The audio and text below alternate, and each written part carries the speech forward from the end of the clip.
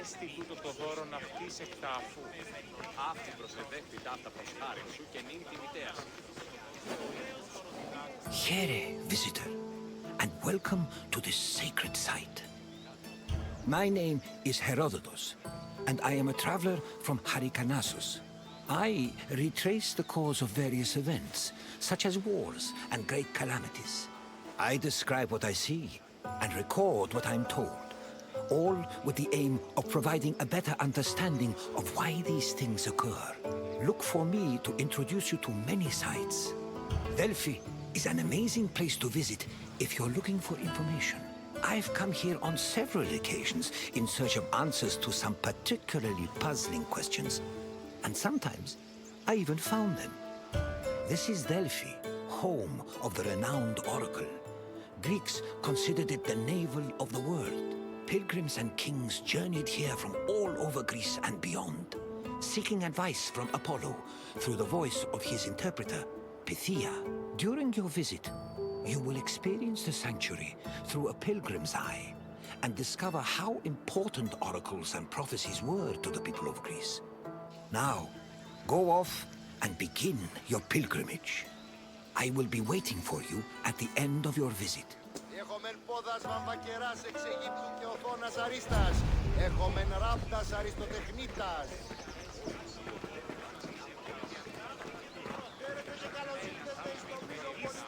On their journey to the Temple of Apollo, pilgrims walked this sacred path up Mount Parnassus. The summer sun beat down hot on their backs. Along the way, they took in the magnificent monuments, treasuries, and statues that adorned the road. These landmarks were tokens of people's reverence for the oracle's benevolence. All were dedicated to Apollo, and most were offered by cities to commemorate military victories.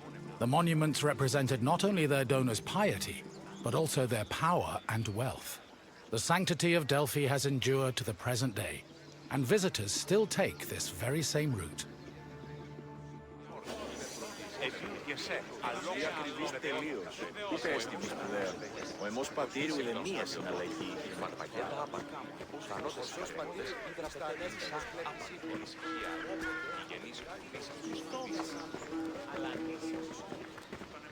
τελείωσον.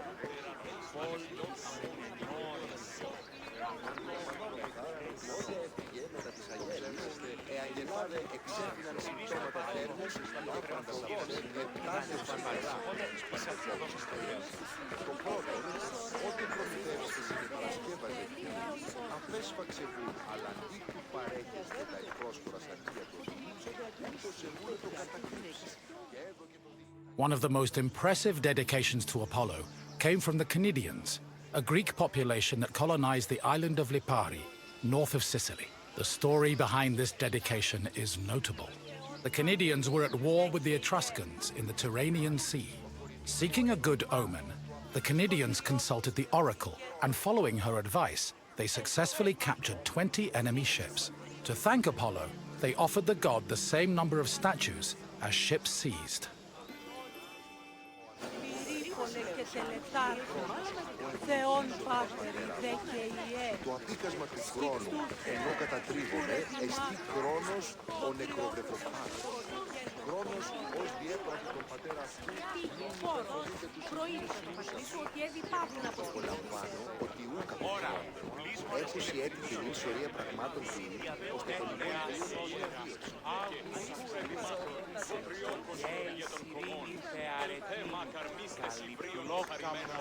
με φυγίαν και όπεα εύδρομε πέμπτης τούτο εστί ωραίων κεφαλάς. Μεγαλώνει με και πολιώνει με, φθονία και θυροκτώνε φιλαθρώτη και λυτηρία.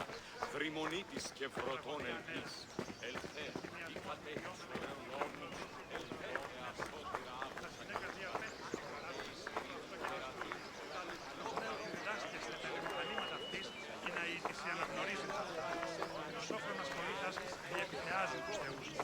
Θεοκλητός ούτως ώστε η πατήρ της προϋποπτεύει μειοαρτιγενής ιός ανατραφής γίνει τραγωδοποιός, καλιονέστερ.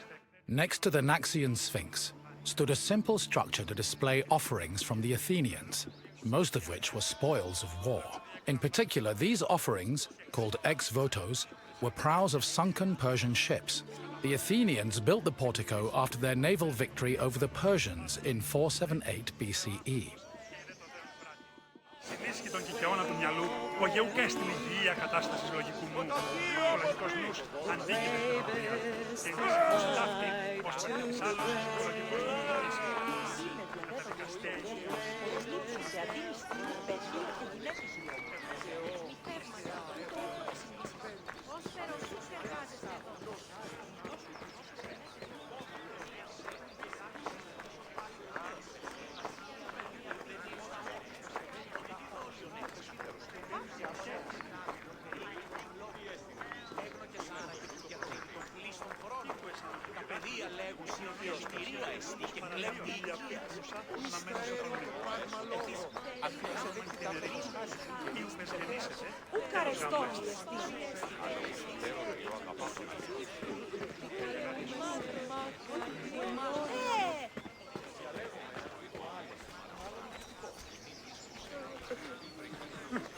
Πάψε, συλλέγω και ο ύμνος ή εκ του πατρώου αμπελώνος επικαλούμεσαι μάκαν, πολιών, οχληρών, περίγωνε και τελετάρκα, Θεόν Πάτες, σκηδέ και ιέ. Τις τραγωδίες του ερούνται του ύψους της διανοίας. Καταδικαστέ ημίν. Once arriving before the temple, pilgrims wishing to consult the oracle had to first pay a tax. This tax gave them the initial right to approach the altar of Apollo and make an animal sacrifice to the god. But before proceeding to the Pythia, the preliminary ritual had to succeed. If the animal reacted favorably and showed signs of acceptance to the god, it was sacrificed, and the pilgrim would be allowed to enter the temple to question the Pythia. Η τραγωδία διαφθείρει τους νέους και ούτοι καταμαλθακίζονται. Εκπλήσει αποφέρεται το πυρί του ατόπου. At last we arrive at the temple of Apollo, where the oracle relayed her prophecies. The temple was the final destination of those seeking an audience with the Pythia, and its appearance matched the majesty of its purpose. Atop its imposing columns, the structure's pediments displayed famous mythological scenes, sculpted by the renowned Greek artist Antenor. But as grand as the temple looked from the outside, it paled in comparison with what happened within. Κύκλωθεν των τραγωδών εξαπόρων διηφαίνει μια ψευδομυθία ή της συνεπιφέρει πράξεις. Φιλαγρώτη και λυτηρία, δρυμονίτης και βρωτών ελπίς, ελθέ, η κατέχεις ωραίων. Prophecies were given in the most restricted part of the temple, the adytum, by a chaste woman known as the Pythia. Before delivering prophecies, she first purified herself with water, then burned laurel leaves and barley flour to begin the ritual. Finally, while seated on a tripod surrounded by offerings, the Pythia delivered Apollo's messages. Her words were often strange and indecipherable, and required further interpretation by the temple's priests. Despite much research, the exact causes of the oracle's behavior while prophesying are debated to this day.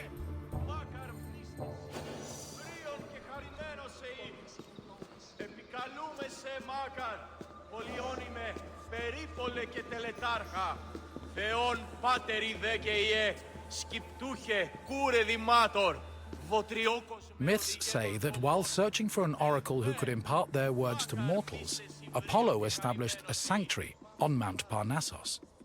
Apollo took over this site by slaying its sinister guardian, the snake-like Pytho. Μεγαλώνει και πολιώνει με, χθονία και θυροκτώνε, φιλαγρώτη και λυτηρία, δρυμονίτης και φρωτών ελπίς, ελθέ, η κατέχεις ωραίων δρύμους.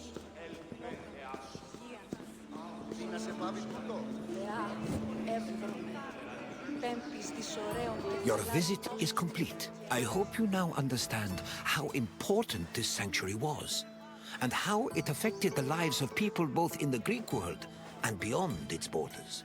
To be honest, I could speak about Delphi all day. But what would you like to do now? Of course, follow me.